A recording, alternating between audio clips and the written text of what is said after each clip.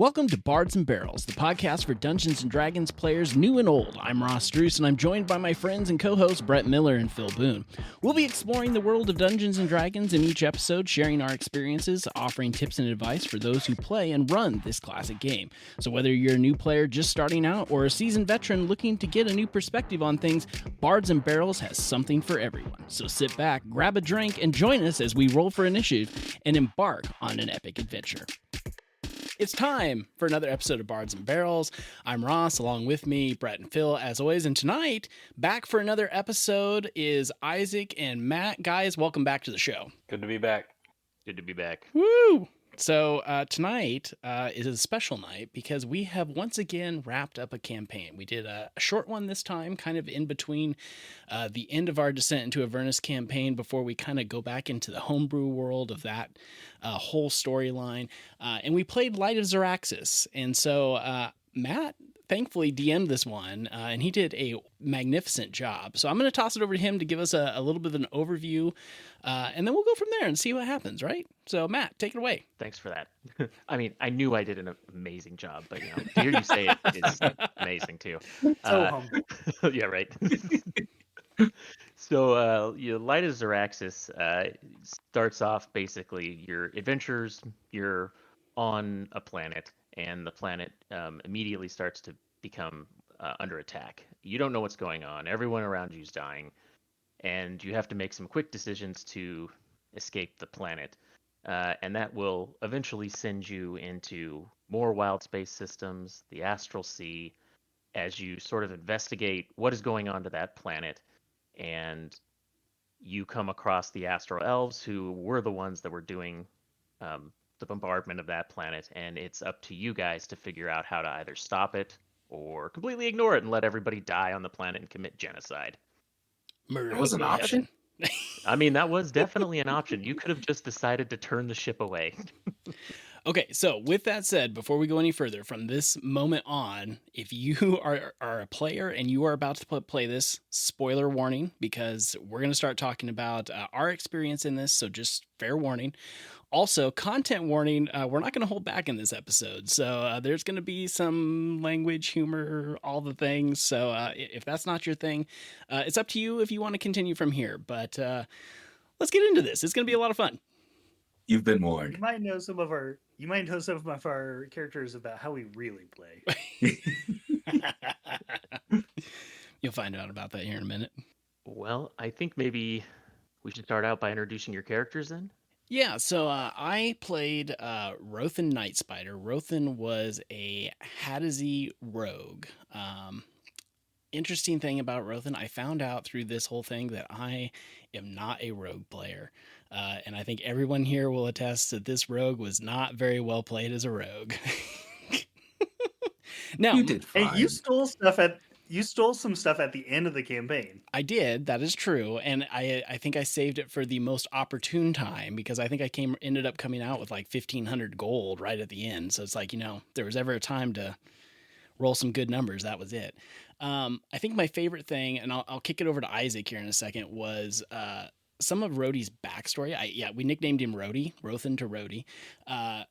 And with Murgy, who is Isaac's character, we kind of developed this whole like Rocket and Groot type bond thing going on where it's like I even rode on his back because, we'll get into Isaac's character in a minute, but it was a lot of fun. I think I had more fun playing, like role playing this character than any character I've had before, mostly because like Isaac and I had this nice back and forth where like one of us would make a joke and the other one would chime in totally like he was right there or whatever the case may be. But I'll let Isaac take off on his character.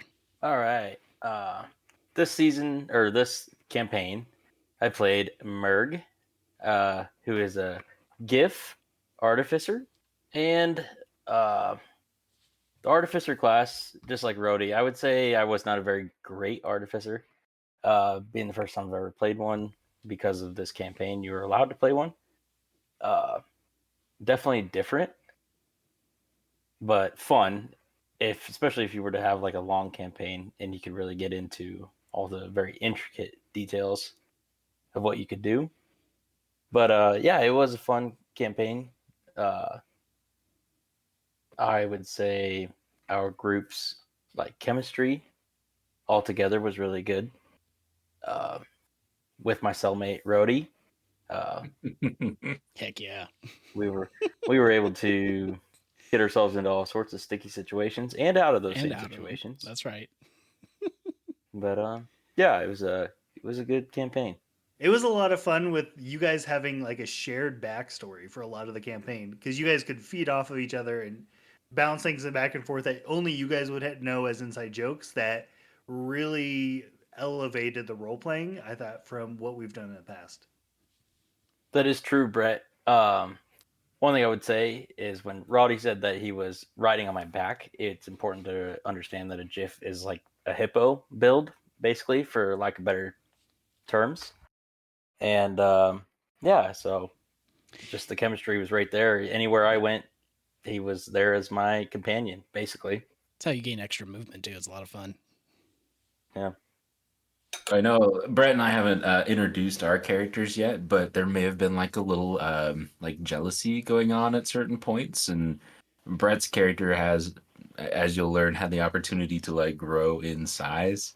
My character was very small, so occasionally I would also crawl up on Brett's character's back just so we could sort of be like those two. Nice. And yeah, with that being said, I guess I'll pass it off to you, Brett. So for this one, my character is Tikcha, who is a Thrycreen fighter. And if you don't know a Thrycreen, they're like a giant four-armed bug creature. But with the Thrycreen, you get to pick their size. So you can go anywhere from like a small to a medium-sized character. And so mine was a medium-sized Thrycreen. He ended up being a Rune Knight fighter. Kind of a backwoods type of bug creature that got roped into the spacefaring world, not by his own volition, and had to kind of go along for the ride. I feel like I didn't know a lot about the Rune Knight like fighter type until you started playing it, Brett. And some of the things that you were able to do saved our ass a bunch of times. Imposing Oh my. disadvantage, letting us reroll rolls. I mean, you saved us. The Rune Knight like subclass for a fighter is so powerful because almost everything you do as a Rune Knight is based on reactions, and you can pick those whenever you want per round. You only get one of them per round, but that can be really powerful if somebody gives a big hit on one of your teammates. I could alleviate that or redirect some of that damage, and it came in really powerful. Yeah, especially during the Zodar fight when you redirected his punch to, I think you hit the princess. Yeah. With the Yes. punch. So I also have to admit, how did you come up with the name? I was looking for something that was just kind of weird. I wanted a single name, like Rihanna or something like that, like where it was just like a single name. But I wanted something kind of unusual sounding, and so I just went into like the fantasy name generator and just started piecing together bits of names that I could find on there. It was funny because like I felt like I never got your character's name right. I never spelled it right, and I always had to go back to how it was spelled in D&D Beyond to figure out even naming your tokens. I thought you were just messing with me at some point. It was great. It's for those listeners, it's TIK CHKA. Tikcha. Like a silent K in the second half. Yeah. Ka. It's a very Ka. Thrycreen thing. You silent K's in there. Yeah. But Well- Phil, you had another Thrycreen, didn't you? I did. Like, I feel like we didn't even plan that, but I created a Thrycreen Ranger. So after we did our class review on the Ranger, I actually decided that I really wanted to try to play one. So that's what I created for this campaign. So I built Ubla, Ubla, a Thrycreen Ranger, who ended up being kind of the Swarm Keeper was the route that I ended up taking for my Ranger subclass because I wanted to be able to have the swarm of insects, which sounded really cool, but didn't do a whole lot of extra like damage or anything. And like my maximum extra damage for my swarm was 6 piercing damage. So wasn't heavy like a heavy hitter, but flavor wise, kind of neat. I feel like maybe less effective in his space style theme of play, where like pushing someone like 5 feet or 10 feet doesn't make a huge difference. Maybe if you got him pushed outside of the gravity bubble, it could, but most of the time I feel like it wasn't really kind of in play with what we were doing. But it was fun to play. The kind of carapace features of the Shrykreen as well. They can camouflage their bodies and such. Just played well into that ranger archetype. So it was a fun character to play. I think one of the coolest things about this was, and you guys can back me up if you want, was that, you know, we had the whole array of races at our disposal for this. Like, we weren't told we couldn't play anything, and we all chose things that were unique to Spelljammer. And I think that was pretty cool because it added some unique flavor that we hadn't been experiencing before. That's right. You know, maybe Matt should kind of explain, like, for the Spelljammer campaign, like, kind of like how, like, maybe the space features work, since it is a little bit different than like a regular campaign. If you could just give us a brief description of that for the listeners. Jeez, like what? There's a lot. Which parts, I guess, because Like just a basic rundown of like, I would say like what Phil mentioned, the bubble, basically. Sure. So like everything in space has its own air bubble and its gravitation bubble, and so like every ship that you come across has its own gravity field, air bubble. So, you know, you can move around in the gravity field, but once you get outside of that, then you're in space and there's no gravity. So if two ships come in contact, then there's like all these mechanics and rules of where the air bubbles join and whose gravity plane that you're in. But you can but with gravity planes in space, you can do really fun things. You can like get to the mast of your ship and jump off into space and land on another ship, which you guys did a few times. Of course we did. Yeah, you did do that. Then there are things like the Astral Sea, where when you go in there, you don't age, you travel faster, and you meet a whole lot of different kinds of monsters that you don't normally see. But like with the different races, there's a bunch of different spacefaring races, and you guys chose all the different types, and that actually made it a little more complicated to do because you also chose backstories where you lived on different planets. And part of the Light of Xaryxis is you're supposed to start on your homeworld, already knowing each other. Oh, So that way you're whoops. super invested on this planet getting blown up. So it's like, Oh shit. Okay, well, whoopsies. yeah. Hey, it worked out. It was way more fun to have you guys come up with backstories and pick whatever you want, whatever fun spacefaring race you wanted, though. I mean, it was honestly kind of to that point though. Is like when we all ended up in, was it Waterdeep? Was where we were in Faerun, or was it one of those cities? Yeah. And then when the vines start popping out, it was kind of fun to like to be like, I don't give a shit. Like, this is not our planet. Let's get out of here, or something like that. It's like I didn't feel invested in that world at that point, so it was kind of nice actually. Yeah, we were able to say like, yeah, we're just out of here. We're just Mhm. dipping. We don't give a damn. You guys were just heartbroken over the loss of the Revenge of the Donjon or the Donjon or whatever the name of this ship was that we lost this time. So you were in shock. That's what it was. It was just 100%. Well, excuse us, me and Roddy, for being a little bit torn up about the only piece of property that we owned being destroyed. You stole it, didn't you? Hey, yours was in the shop. We had to take ours. You should have to pay for our ship. I'm pretty sure mine's still in the shop. We did go through quite a few ships during the campaign. They met various fates. I would like to go on record saying that Uba never captained a ship that went down. Wow. I would like to go on record saying that Murgy swore he would never captain another ship after this campaign. Even though I'm pretty sure we said we were going to go buy a ship with the money I stole, but it's fine. You're going to be the captain. I'm You the just don't know it yet, already. He'll just be standing on my back, and I'll be the one turning the wheel. Yeah, that's So fair. jamming. Ratatouille moment. Just pulling his hairs, his little His- hippo his hairs. ears. Yes. Oh man. Well, did you guys want to? We always usually do fun facts. So, did you guys want to, like, I don't know, pick one that you enjoyed the most and tell everybody about it? So for Roddy, I had two.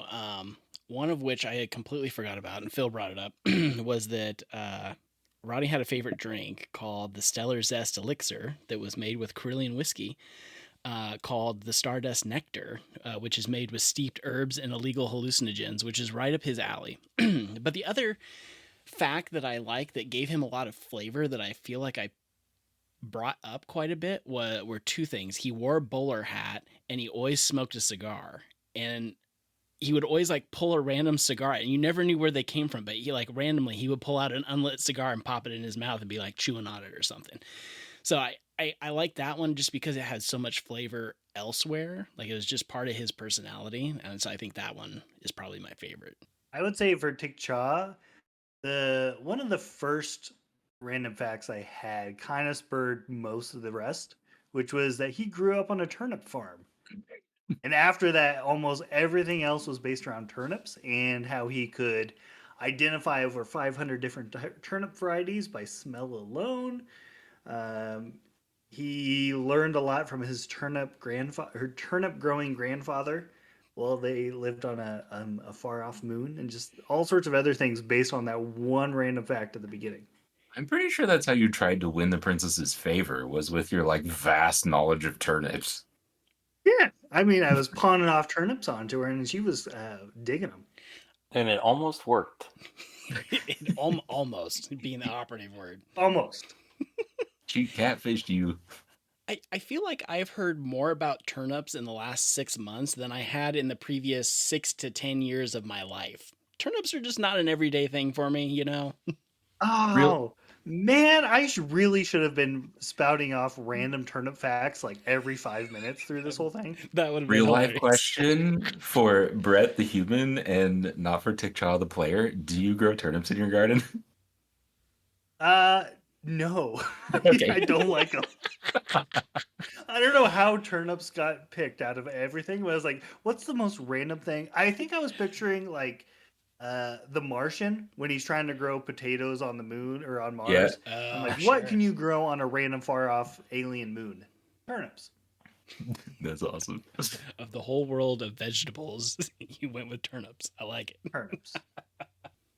For Upa, I was kind of between two.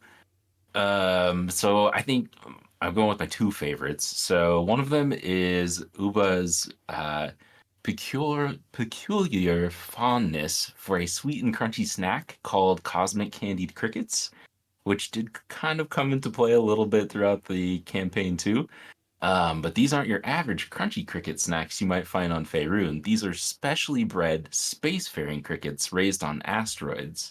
Since those asteroids are rich in minerals and exotic space flowers, the crickets are actually colored and flavored based upon those minerals and space flowers. So his favorite batch are the spicy sunshroom snap, was his particular favorite. So that's one of my favorites. And then the other one was that Uba actually has an ex-wife. So while he was in his early 20s, he made off with a bard named Anyanis. He should have heeded the warning signs, but their marriage only lasted for 2 years. And as for Merg, since everybody else is picking two fun facts on the spot, my first one was probably, had to have been one of the first sessions where I informed everybody that it is my character's direct opinion that it is pronounced GIF, not GIF, and it is spelled GIFF. And then, as for my on-the-spot second fun fact is, as was kind of previously mentioned, me and Roddy were in jail together, and we were cellmates. And in the Astral Sea prison, I was basically the prison cook, and my specialty in the kitchen was space bat stew. and everybody loved it and kept coming back for more. One of yours that I totally forgot about, Merg, was that you had like a little bit of a lazy left eye. And I I forgot definitely like about never right. pictured this throughout the campaign. I completely forgot about it.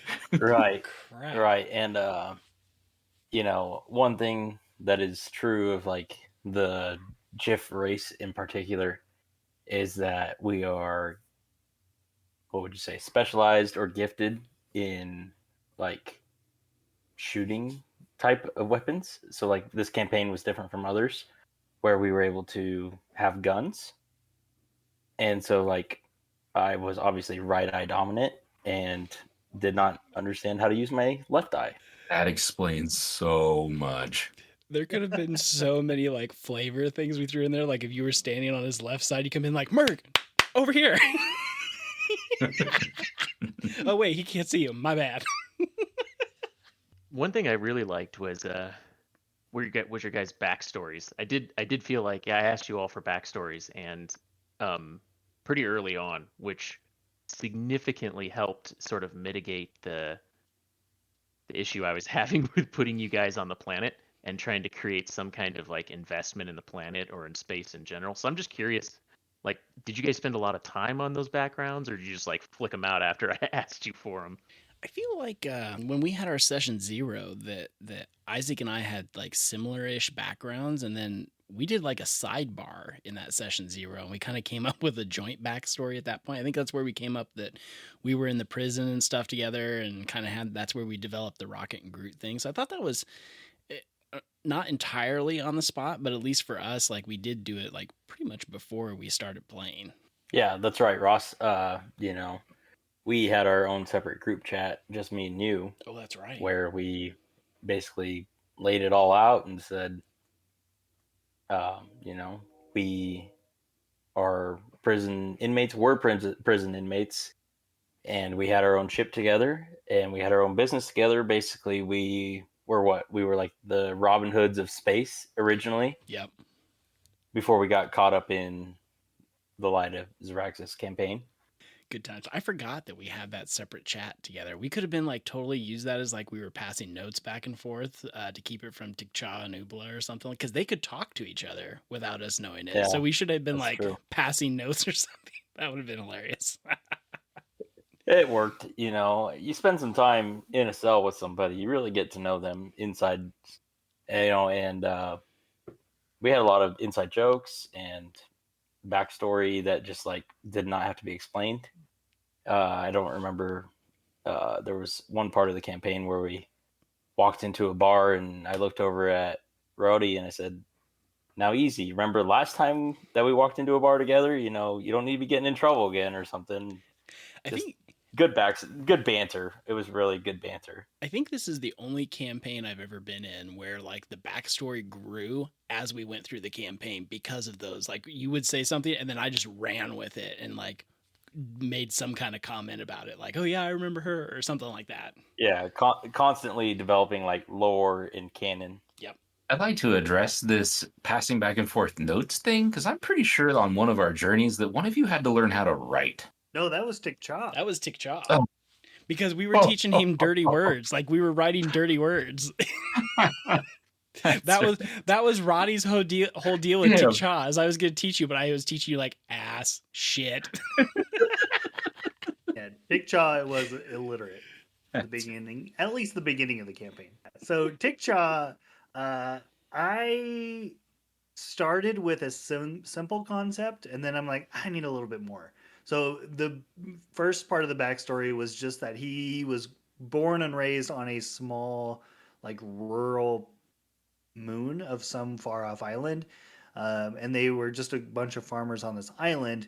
I'm like, okay, how did he get off of the island? And I had to expand it from there.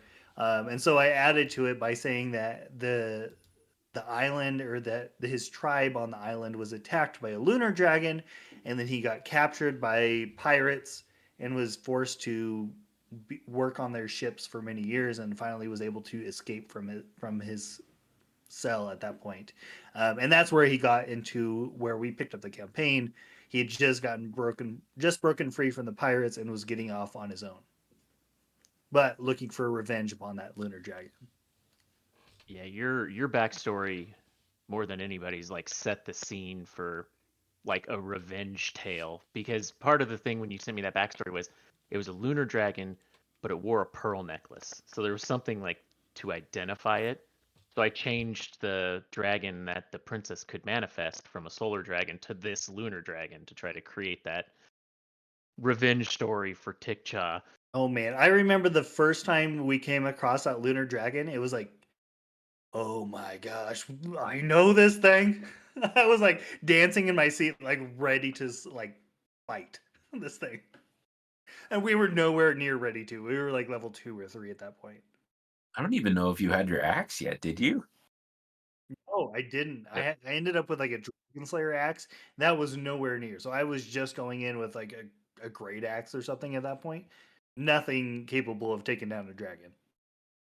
Yeah, if I remember correctly, you walked out of a shop, saw it, and threw an axe at it, and it just bounced off. Yep. Yep.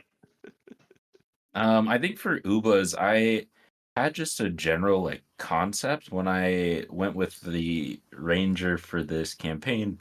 I wanted my ranger to kind of be someone that thought of himself as like a fisherman of the astral sea, which really just meant like he hunted monsters in the astral sea, more or less. And then just sort of came up with how he got his ship, like what his family life was like that led him into this sort of a line of work. And there was one of his, I guess, flaws is that he doesn't actually know what anything is called. So, like, if he would come up against certain enemies or monsters, instead of calling them by what they're actually named, he would just give like a description. So I think they were like the Narogi or Nagori or something pirates that we would come up against. He called them the spider eel pirates because it's kind of what they look like. But some of his kind of backstory came from like the spider eel pirates, as he called them, killed his mother. His dad, to support their family, was a smuggler, but tried to pass himself on as like a legitimate trader.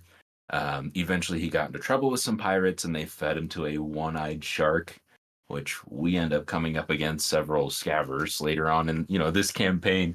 But all of those enemies that were kind of baked into that backstory ended up showing up in our campaign. Like we came up against some spider eel pirates, and we came up against scavers, and like all of these things actually ended up being things that we faced again. So it ended up tying in well. I don't know if Matt just did that or if they actually happened to be part of the campaign, but it ended up playing in well as well. Oh, the Void Scavers, Big Mama, they were part of. Yeah, they're somewhat part of the campaign. You do meet Big Mama as part of the campaign, so Oh, it was a Big Mama. perfect like merge of those two things. So I'm curious, what was your favorite moment from the campaign? Oh boy. I think mine would have been probably that the big plot twist at the end. Like I did not see that coming at all, and like our whole ending felt more. Should I explain it a little bit? You think? Yeah, go ahead. So major spoilers here for both the story and for like how we finish this out, but so at the end of the campaign like this we came across the princess at one point, and then we found out that she wanted to end the whole I call it the reaping. I think I put reaping in my notes a couple times, where they're like destroying planets to keep their son alive and stuff like that, right? And so we find the princess. She tells us that she wants to end all of that, and we immediately all become enthralled with her cause because hey, what you want is what we want. And looking back, we probably didn't think that through 100% what all her motives might be, but through the whole thing, we ended up getting to Xaryxis, and we made it into the throne room. We do some fighting. We fight Prince Zeleth, and at the end, the princess turns against us. So that's the big plot twist that none of us saw coming. And even in our last session, at the end of it, Phil, you even pulled up like the video from it, and like our faces when all that happened was like, what the hell just happened? Which is fan freaking tastic. And then I think too, more so than the end of Descent into Avernus, I thought our ending like wrapped this whole thing up in a bow. Like Tikcha going into the light, and then us paying him homage, and then putting his name on the ship, and then Matt playing Thunderstruck for AC/DC music in the background, like as we fly off to go get into some more shit. Like that was the best ending to a campaign that I've been a part of. It was awesome. Yeah, that was great. I will say it was super satisfying to do that twist and turn her against you guys, and then watch the reactions. Like that was probably the best part for me, was just seeing that, because it meant that I felt like I told the story in a way where you guys actually trusted her, even though you should have never trusted her. So that was fun. Damn Astral Elves. I think that one is probably the biggest one, but if I'm thinking of other ones, probably the first time I saw the dragon that we already talked about a little bit was kind of like a holy shit, Matt's actually incorporating our backstory. Here we go. Like that was like satisfying. Of you put together a backstory and then have it actually go somewhere was chef's kiss. There were so many fun moments in this campaign. Even though it was a short campaign, I feel like we did a lot of things. Like I was just kind of like skimming through notes. I'm like, what was really my favorite thing?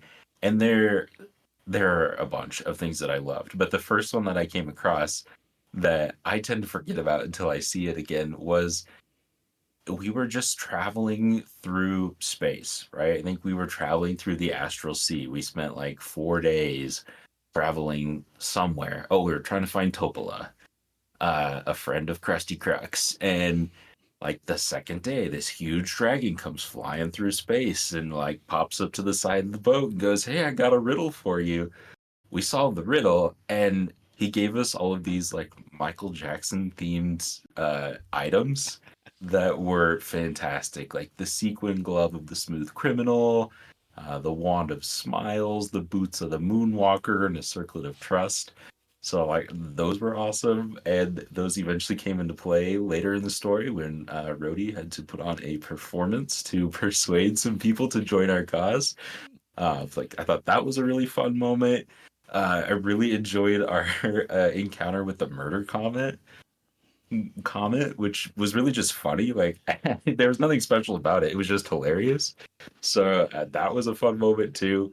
There's just a bunch of stuff we did in this campaign that I feel like we packed a lot in a short amount of time that I really enjoyed. One of my favorite moments had to have been the circus with the sea guppy or space guppies. You guys remember that part? It's kind of early on. It was really early on. But That was super creepy. yeah, it was almost like a horror film kind of vibe at the very beginning of this campaign, which didn't really end up being at the end. It ended up being more like a mystery thriller, but definitely an interesting start to the campaign. Didn't really see where it was going from there, but it ended up being well rounded. I think we can't leave out probably one of the most hilarious NPC moments that we had during the whole thing was when what kind of creature, well, I'm gonna give it away a little bit, but what kind of creature was Ballsack? He well, it was I'm gonna mispronounce this, but he's a Nagalfu. Okay. He's like this giant spider thing that basically they collect brains, and once they get to a certain brain level, I think it's 12, they retreat back to the astral sea to live by themselves. I think when we found him, like we had been fighting off some other people, and we were like, we really didn't want to fight him, so like we tried to talk to him. And then we were able to talk to him, and then like we convinced him to join our party, which was the best part. And then we're like, "Do you have a name?" He's like, "What's a name?" And we're like, "Oh, this is perfect." And so we gave him a name. We named him Ballsack, but it's BAL apostrophe SAK Ballsack. He was with us till the end. He was, yes. Oh, Ballsack, great guy. Ballsack was fun. He was also subtly. He was very powerful. Oh yeah. Oh yeah, for sure. his like disc thing he could do to like hop over spaces, like he saved us a couple times too. So Oh yeah. High five to everybody for that one. Good job. Yeah, he was definitely a character you were supposed to kill or run from, and somehow you convinced him to join you guys. But he was super powerful. He's a really powerful spellcaster. His relationship with Flapjack still weirds me out a little bit, though. Not a little bit, actually a lot of it. It just, yeah. I mean, with that many And then brains, who knows? Like, who's making the decisions, right? It's fine. And he ended up shapeshifting into looking like Matthew McConaughey. I forgot about that. Yeah. You say, Not all just right, all right, all And he right. just say, "All right, all right." But Matthew McConaughey from Magic Mike, so he always had his abs just Oh, like yes. hanging out with a cowboy hat. That was And on Tensor's floating disc. cuffs, a cowboy hat, and abs. You had to see the token in roll 20 to understand. It's fine. God. And not one person ever asked about that. Like, why is this guy running around with no shirt on? What the hell? We just understood. It was common knowledge. I think Space one of the culture. another thing that I thought was a ton of fun that you play this in video games and stuff all the time, right? But it was that like arena battle where we had like multiple rounds that we had to pass in order to like prove to Volkov that we were worth it. So I think of like even in like the Super Mario Brothers movie in the Great Ring of Kong, right? It's like that type of a gladiator battle type of scenario. That was a fun moment too. It reminded me more of Star Wars when they're in Oh, the yeah. yeah. Oh, Yeah. yeah, that's true. Yep. That's a good point. But best thing to come out of that was when I used my artificing to make those. Help me out here, Phil. The bombs with the flame, We the made artificer Alchemist? fire. the like super alchemist grenades or Yeah, whatever. yeah, Oh yeah. yeah. That was nice. Those came in handy. I was just reading my notes from that battle too, and one of them just says, "Rhodey finished Brutus with a laser bolt up the bunghole." Oh yes, That was right. yes, I yes. parked underneath him. That's right. Like, oh yeah, okay. Right Oh, up I under- remember that because that character has the ability as a reaction to gain +5 to his AC as a reaction. Oh. And you snuck up behind him and you rolled a 25, and it was just enough to hit him, and you rolled just enough to kill him. So that was the Yes. best part about where you shot him. Oh man, that's great. I guess one thing I am curious about, because I've always played campaigns where I start at level 1. In this one, all you guys like started off at level 5. Do you have any thoughts about that, on whether or not you liked it or just didn't like it, or any thoughts about starting a character with that far ahead? I think it's always hard because like the whole point of starting a character at level 1 is like you grow with them. You learn how to use all their features. So when you start at level 5, especially in a short campaign, we drew this out over quite a while. So it's like I did feel like I learned how to use most of his things. But like when you start at level 5, it's just a lot to learn right from the get-go. So it can be a little tough. I felt so overwhelmed for most of this campaign as a fighter, just because there's so much shit to keep track of. Like, I've got this, and then this, and then this, and I'm going to attack this way, and then I've got to stack these things. There's just so much going on that it's like I had to write down, okay, this D6 is this type of damage, this D6 is this type of damage, and just like layer all those together and not try and forget anything. It was a lot to jump into a little bit further on. I feel like too, picking out my spells when you had to come in like at 5th level was challenging, and I don't think I picked good ones. Like I think I maybe only cast 2 or 3 spells the whole campaign, which Ranger's not a huge spellcasting class, right? But I had some. You had spells? Yeah, I don't Exactly. remember. Yeah. Right. Wow. I think I cast Goodberry a couple times and got us some berries just in case we went down. But I tried. I remember I tried towards the end, and someone was resistant to radiant damage, and then it was like, what's the point? Yeah, I picked bad spells, but that's kind of on me. So I guess Matt, were we supposed to start at level 5, or did you just choose for us to start at level 5 for this campaign? So the campaign starts at level 5. It's Okay. a level 5 to 8 campaign, which even at level 8, the campaign sort of is really hard because the characters hit hard, and the battles are not easy. So I'm surprised it didn't go a little bit further than that. But yeah, you all started at level 5, and I've read a lot of reviews on it. And a lot of people find it more enjoyable when they start at level 1 and have like a side thing up to level 5 and then jump into this. But we didn't do that.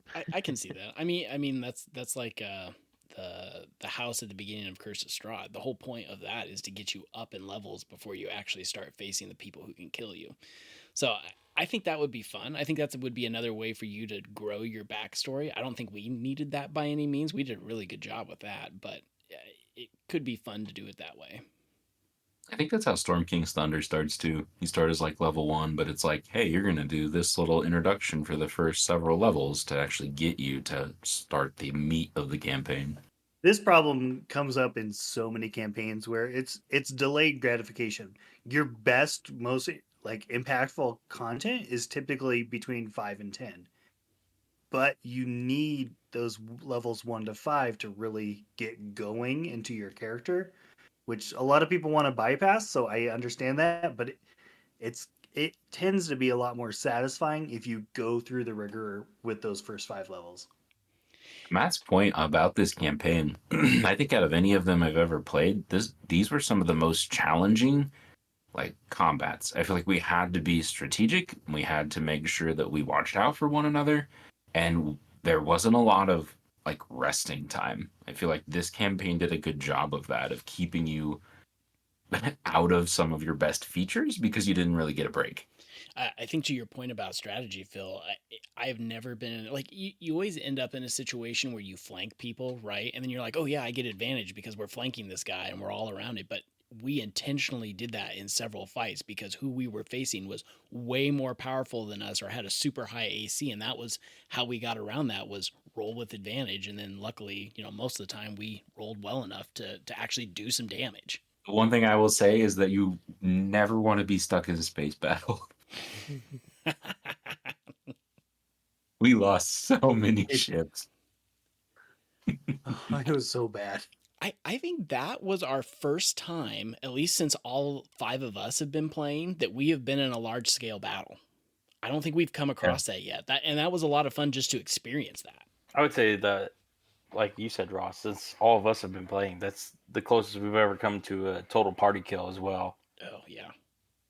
I mean, several different times during this campaign, it was pretty tight. I mean, like Phil said, we really had to watch each other's backs. It was probably, 60 to 80 ships involved in the big battle near the end between both sides. Like, it was a lot going on there. Yeah. I think the fun part about that was how we had to, and this is part of us being in the arena, but we had to win favor with other people because we didn't have a navy, we didn't have an armada, but we had to convince other people to become part of that armada, which essentially ended up being a distraction that we all almost died from.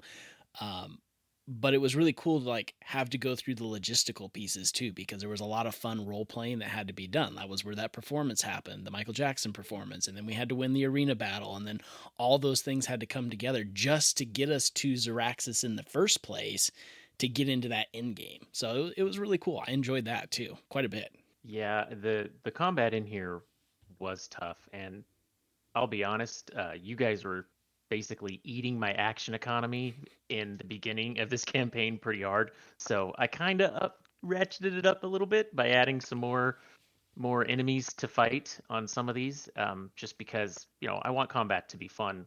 It needed to be hard, but for like the space battle that you guys were part of, that was just straight from the book, and Sure. that was always going to be an uphill battle for you. That one wouldn't have been that bad if we wouldn't have rolled so poorly. Like, it should have been pretty even, but our rolls were just garbage anytime we rolled for our ships. So I blame that one on the dice. You live Yeah. by the dice, you die by the dice. That's right.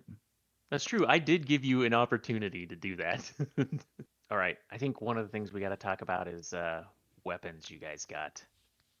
And I think it'll be fun for each of you to describe your great weapons. Why don't we start with Phil? Uba had the best weapon. We had what we renamed, or he so lovingly called, the Boner Blaster, which was a laser rifle that was massively overpowered. Plus 12 to hit, 3d8 plus 7 damage, rarely missed, 2 attacks per action, crazy damage, and definitely pretty much the only thing that Ubla ever used in almost every combat situation. But it was so powerful that I had no other choice. So I feel you there, Phil. Murgy, he was gifted. Well, he exchanged for it, truly. In a weird turn of events, somehow Murgy gained access to. How would you describe it, Matt? Basically, it was a nudie trading card of nitty some sort worm. of space worm, Yeah. and it was a collector's edition, one of one, probably the most rare in the entire galaxy. And I exchanged it with the shopkeeper, who was able to provide me with a double barrel laser rifle, no sexual innuendos attached, unlike Phil. Hey. My double barrel laser rifle, I had a love-hate relationship with it. It was great, and it was not great at the same time. So, long story short, for action, I could shoot it once with the first barrel, which dealt radiant damage, and then the second barrel, which would be the second shot of the gun, would deal necrotic damage. Well, we found out several times throughout this campaign that certain enemies would only react to necrotic damage, would not react at all to radiant damage. So that did kind of make it tough, but it was still a great weapon.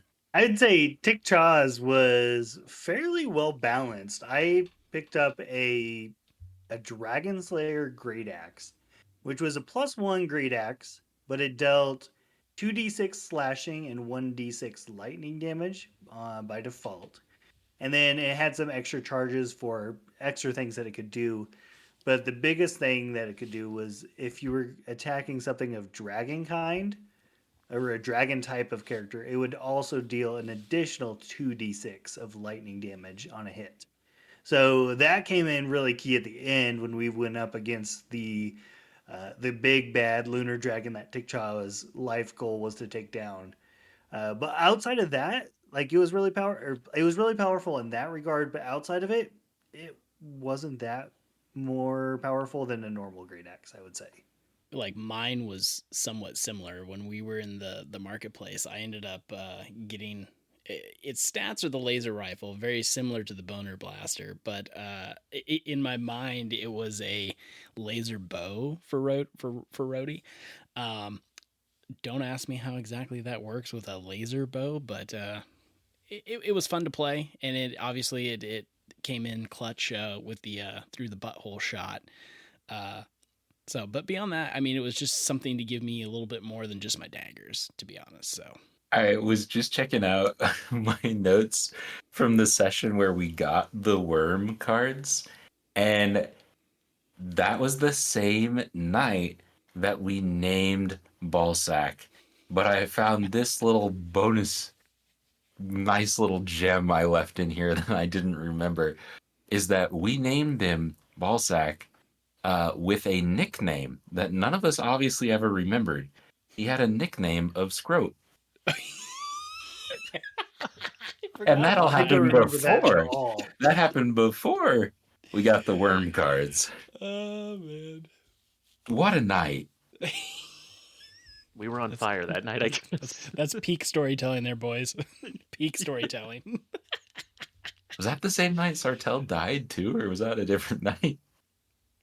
That was a different That night. was a different That was a night. different Oh, night. Must have been a different night. Okay, so we have to tell that story really quick. So when Captain Sartell died, this goes back to Rhodey and I having like the little backstory and then playing off each other. Randomly after she died, I made a quip about how Murgy in prison got his license as a chaplain and that he should perform the funeral. So Murgy performed the funeral on the boat.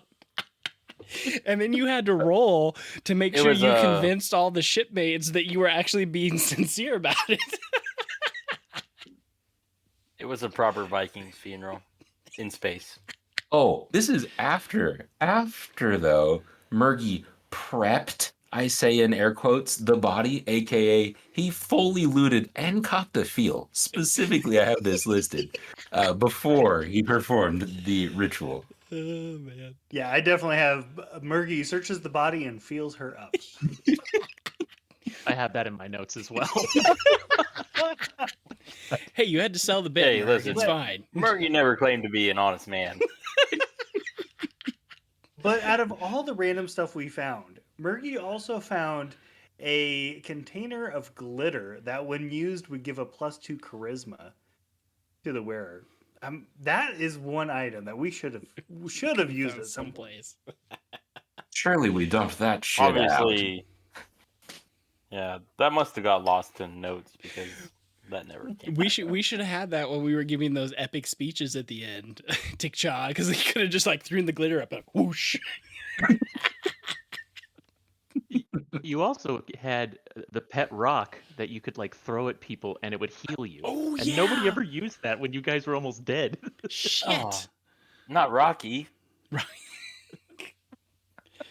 Pull yourself together, Rock. Well, every time that we needed some healing, they were dead on the ground, making death saves. This is true. 100%. They couldn't throw anything. We didn't say that we were the Hardy Boys over here. It's funny because like Captain Sartell wasn't even supposed to be with you guys the entire campaign. She was actually supposed to leave your side at the Rock of Brawl. But I thought that was kind of lame if she's like, all right, see you later. Let's introduce 2 new NPCs that you can know for 5 minutes. So, Why? but then you killed her off. Because we got her shit. We didn't essentially. kill her. It's a casualty of war. That's true. Kind of. We were fighting for the fate of the galaxy. It's fine. We were just too busy to heal her. We had other things going on. If we would have tried to heal her, we all would have died. I do think we healed like Flapjack though at some point, and Shh. basically everybody but her. But hey, whatever. Details. We were prioritizing. She couldn't fly a ship. Flapjack could, so That's that was what how you were happened. prioritizing. You're right. That was our logic. Matt, I gotta know. Our closest I feel like that we ever came to all going down TPK was in our battle with Zodar, kind of towards the end. I feel like you had to pull a punch to let us live. It Go was ahead. really close. Like, I was the only one up. Tick-Cha was the only one up, and I was one hit from being down, and so we would have all been down. But I took him out on the final swing, maybe. You did legitimately took him down. So he's this character is basically a demigod, and in the source material, he is not going to kill any of you. He will pull his punches, to just knock you guys out. But he only normally has like 200 hit points, which seemed really low for a demigod. So I ratcheted that up really high. Couldn't tell at all. Yeah, Ah, It was perfect. I think I it killed him in one round. I think at one point I started keeping track because I was like, "What the hell?" Like I've never come up against an NPC like this. Yeah, he's because he's supposed to be the hardest thing that you fight in the game. Like even the prince and princess are supposed to just be, in the end, pretty much a pushover, except for their dragons. But like this is supposed to be the main bad guy that you're supposed to fight, and he's not even really that bad. So I felt like his stats were a little low. for what you guys could do. It made for a fun fight. I'll give you that. I did think he was going to knock you all down, so I'm glad that you were able to kill him right when you did. So what would have happened had he knocked us all?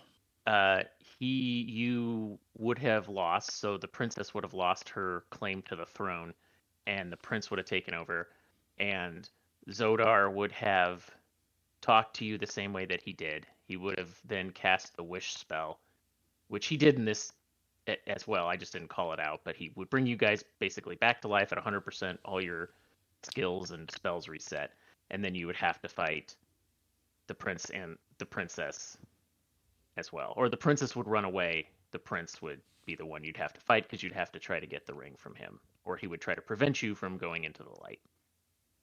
Interesting. Because that definitely changes how the ending would have been, because we never would have known that the princess was going to double cross us if that happens or anything like that. That would have been interesting. Yeah, you would have never known. I feel like the ending we had is way more satisfying now that I know that, though. Yeah. So much more fun. The ending was only satisfying because 3/4 of the party did not die. Sorry, Tickchaw.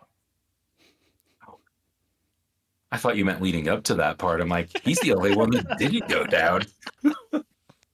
What did you guys think about the ending, especially for Brett, right? I mean, your character ended up sacrificing himself. So, I mean, what in general, what did you guys think about it?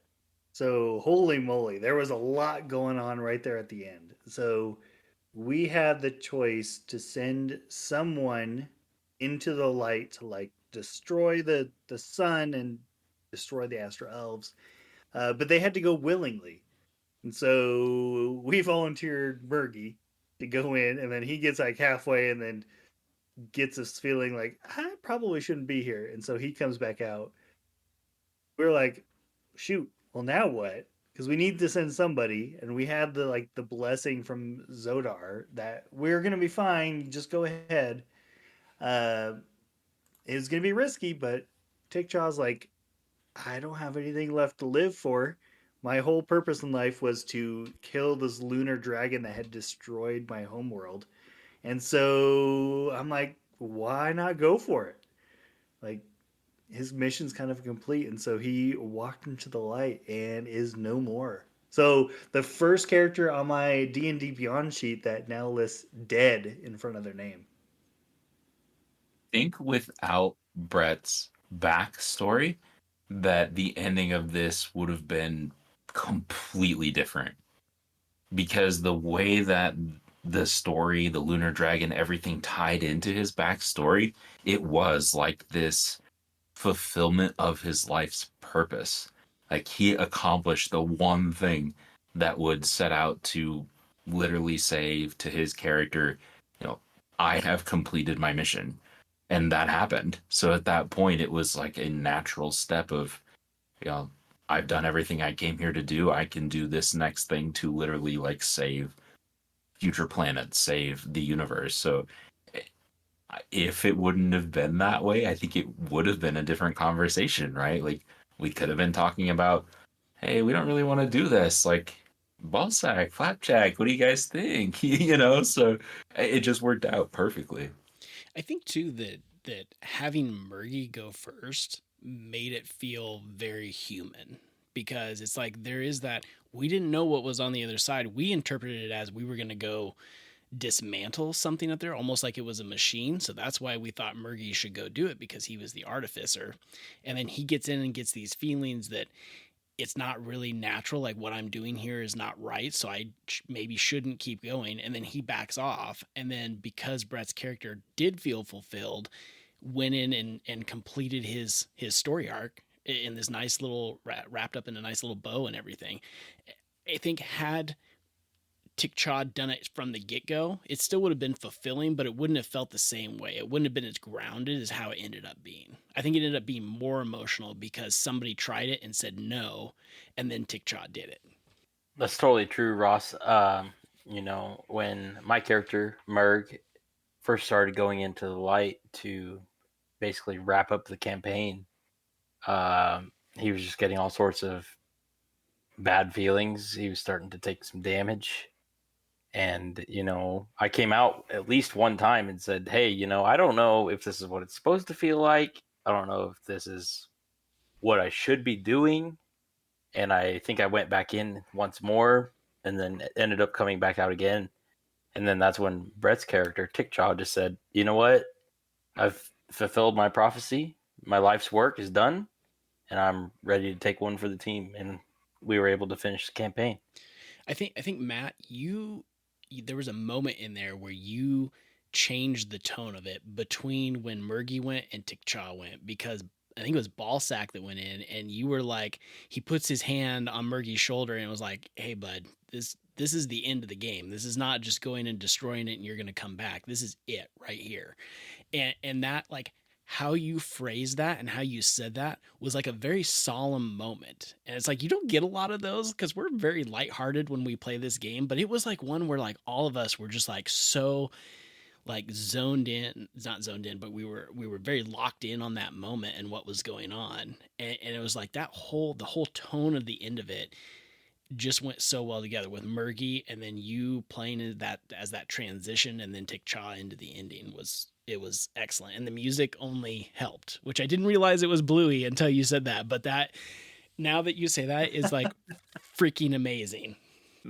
I was getting the sense that nobody that you guys weren't understanding that if you go into this light, you're all gonna die. So that's why it was nice to see that Murgy backed out first, and I had to introduce something to let Tickchaw know that this was the end.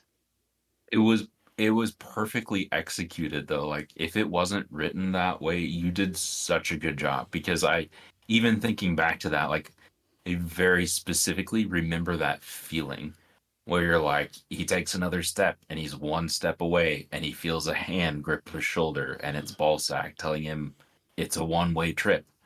It'll destroy the star, but it's a self-sacrifice. Like that moment I can very distinctly remember, and like the feeling of that moment of like, okay, like this is what it is.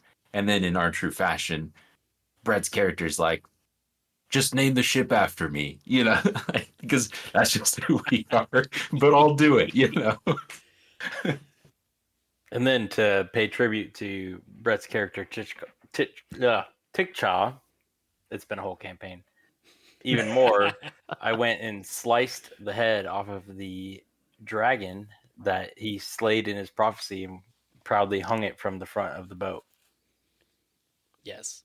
I think going back to your point, Phil, like remembering so much of that moment, like very specific details, like it wasn't just, it was like how you said, "Hey, buddy," that like I remember that very vividly. And it's like, that's how you knew it was serious. And then you actually told us what would happen. So it's like, I agree 100% with you, Phil. Like that 30 seconds right there, like sticks out in my brain very vividly. It's one of those times where saying nothing until the right moment paid off perfectly. Yeah. Like sometimes silence is the loudest thing you can say, and that was one of those occasions. That's great, because I completely ad-libbed that. So I mean that was great. I mean, really that whole part of that scene was, I was trying to come up with like, if my son was doing something serious, how would I talk to him? And it's exactly how I would talk to him. "Hey, bud," and then go into it. So I'm glad it had such an impact. Excellent way to. Makes me happy. Yes. I think it'll be interesting, just as a general thought of this campaign and just us playing as a party. It's been very interesting to see our growth, because like if you go clear back into the Descent campaign and you flip flop dungeon masters, so put Phil back in that position, and like just how we play, like our characters are very intertwined in that one too, and we played well together and we played off each other. But the role playing grew through that, and I think the role playing continued to excel into this one, and if anything, I think it rocketed and it took a big leap, because even though there was a lot of combat and a lot of mechanic stuff, there was also a lot of role playing that had to be done in this one. And I think we all handled it extremely well, and we played off each other. We didn't like, there was never really any one person who took a lead on anything. We kind of passed that mantle around quite a bit and took turns doing that, which I think was really cool for just as a party. And it's going to make it really interesting going back into our other campaign now to see how we take that growth that we've had and then reapply it into that campaign. One of my favorite parts of the very end was, it's this emotional moment. I have the music playing, and I talk about how Tikcha's looking up at the stars one last time, and I'm like, what is the last thing that you say to your friends? And I don't know, do you remember what it was? Oh, I have this written down. So he doesn't look at his friends. He just, well, before that he had said, "Name the ship after me." But he looks at the dragon and he throws one of Murgy's alchemist hand grenades onto it. Says, "Haha, gotcha, bitch," and steps into the light. It was perfect. It feels very like into Guardians of the Galaxy, where Ronan asked the group, he's like, "Who are you guys?" And he's like, "We're the Guardians of the Galaxy, bitch." Same kind of vibe. That was epic, pinnacle moment. So I guess, would you guys recommend this campaign to anybody else? I think yes. I think D&D in space was such a unique experience that it's worth trying out. It's kind of like going to Eberron or going to Ravenloft. Like, it's very different from being in Faerun. So if you want something that's not that typical high fantasy type D&D, get out of your bubble a little bit. Try this out. I think it's an excellent one that provides lots of opportunity for role playing and just growth as a player and experiencing new things. Yeah, I'm right there with Ross. With the expansion of different character races that you can play, and like with the mechanics of being able to shoot guns and space, this is definitely a campaign that like opens the borders for like what can possibly be done in gameplay. It's a fun one, and I think that for people as like a first time in playing any sort of D&D campaign, that this could be good, because like out of any of the campaigns that I have played so far, as more of an inexperienced D&D player, it's more related to like any sort of video game a person could sit down and play, as far as like a shooting space adventure, instead of just like a like, what would you say, like an RPG like in Faerun, where you're limited to your character, your race, what you can do. The borders are a lot more open on this campaign. I would recommend this to an experienced player, but I don't know that I would recommend it to a first-time player, just because of the extra mechanics involved with ships, really unusual classes, those guns and laser weapons, those type of things. They're just more. I would get started in kind of your classic fantasy before you jump into something like this. Highly recommend playing this after you've kind of gone through some of those and are looking for something different, like the guys have said. But get your feet wet in some of the traditional D&D realms before you go here, at least in my book. Yeah, to echo Brett's point a little bit too, one of the things Matt mentioned earlier is that this campaign does start out at level 5. So if you are kind of a first-time player, jumping in right at level 5 would be pretty challenging. If your DM has something maybe set up to get you to level 5, maybe you're starting out on the rock or something like that as a level 1 character, doing some things around there to build yourself up, you could maybe be a little more introductory. I loved this campaign setting. I have never allowed firearms in campaigns that I've DM'd. However, I thoroughly enjoyed using my laser rifle during this campaign. So I think I'll probably make some changes to what I typically allow in games that I DM. But you guys are not getting firearms in the future of our other campaign. So just sit on that for a minute. But I think that there's some stuff we probably didn't follow, I'm sure, as far as like space combat and that kind of stuff. And I think Matt did a really good job of balancing that for us and kind of understanding like our play style and not necessarily getting super hung up on like hey, you guys don't have enough people to actually, run this ship.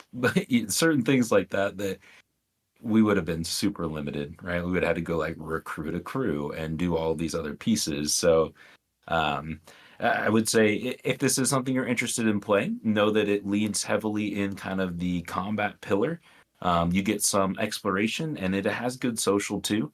I think overall it's probably a little more combat heavy than some others that we've played, but it was a really good mix for us. I thought that it played out super well for us, and I would definitely recommend it.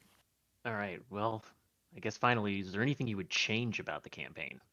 I don't think so. Like how you ran the game, like obviously we only know a few of the things that you changed, but like how you ran it felt good. Like the combat being harder, but it was still a lot of fun. It forced us to, like Phil had mentioned earlier, it forced us to be strategic and take some different paths versus just run and gun, like parties tend to do. Um, and I like the role playing aspect of it. I think it forced us into a lot of those situations, like I mentioned earlier too. So I don't think I would change a thing about it. I think if there was anything that I would change personally, it would be kind of like Phil mentioned, where uh, instead of starting at like level 5, you could have like a bit of a backstory before that, starting out at like player 1 and building your way up. That way, you just, especially in like our campaign experience, like where we all picked like different characters, classes, races, where like they were this campaign specific, that they weren't quite as easily recognizable or like easy to understand at like level 5, where like you didn't experience the lowest level that you could possibly be with your character and build from the ground floor up. So like if I had anything to add to this campaign, it would be like starting completely clean slate, fresh with your character. But aside from that, I think that it was a great campaign, and there's really not much I would change at all because, like I said before, I think that it's a well-rounded campaign. It's definitely different than any other campaign I've ever played, but it's good different. It's not bad different for sure. I wouldn't change anything, but I would just give a warning to DMs of this campaign that if you're going to give your character or your PCs the option to pick between some of the races that are opened up with this campaign, the Light of Xaryxis, if one of your PCs wants to pick to be an astral elf, I think you need to have some conversations about that is a main feature of this campaign, and you're kind of gonna have to adapt your backstory based on a lot of the story that this campaign goes down. Like you're gonna have to kind of be an anti astral elf to fit with your party. Yeah, I I honestly don't think that there was probably anything that I would change here. It was super well balanced. I loved the plot twist. I felt like we were able to. It's kind of funny. I feel like only leveling up 3 times is probably the smallest we've ever done, actually, for us. I felt like we had growth though in those levels. So you still got that piece of it. Like I felt the character growth. We leaned into our backgrounds heavily. I felt like that played into the storylines. So I really don't think there's anything that I would change about this. It was a ton of fun to play. Matt, final thoughts from you before we get out of here? No. Well, I guess I do have one final thought. I had a great time DMing with you guys. I DM'd this campaign once with my nephew and his dad, and it was much different with them than it was with you guys. Um, but it was a blast, and the role playing aspect was so much fun to like bounce back and forth off you guys. I mean, it was just a blast. I had such a fun time playing with you guys. Thanks.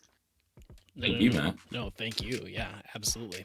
Well, hey, that's going to put a wrap on Light of Xaryxis. I think this was a fun one. Again, Matt, thank you for being an excellent DM. You made that campaign what it was. So, but for all of you out there, you can check out our regular episodes of Bards and Barrels anywhere podcasts can be found. You can also follow us on Facebook, Instagram, and YouTube at Bards and Barrels. Until next time, we'll see you later.